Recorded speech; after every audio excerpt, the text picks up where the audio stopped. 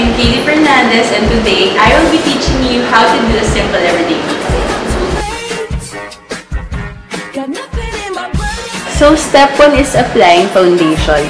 Maglalagay lang tayo all over your face, tapos ikakalat lang natin hanggang magpantay siya. Step 2 is applying face powder. Pumili ng shade na nagmamatch sa skin mo at ilagay lang all over your face. Hantayin magpantay and light lang dapat yung pagkakalagay.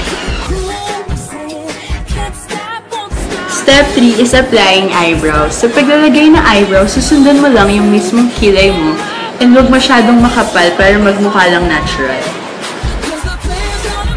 Step 4 is applying eyeliner. So paglalagay ng eyeliner, lagyan mo lang siya just above your eyes para magmukha lang siyang natural. Then, okay na siya. Step 5 is applying mascara. So, paglalagay naman ng mascara, lalagyan mo lang from end to end para mas ma-emphasize yung eyelashes mo. Step 6 is applying cheek tint.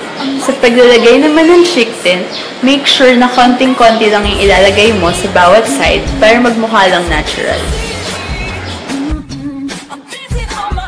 Step 7 is applying lipstick. Sa paglalagay naman ng lipstick, pumili ka ng shade na nagmamatch sa skin mo.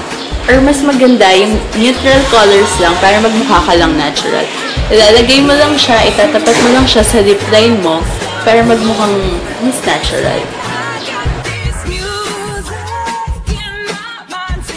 So there you go guys. I hope nakatulong ako sa inyo on achieving a simple everyday makeup.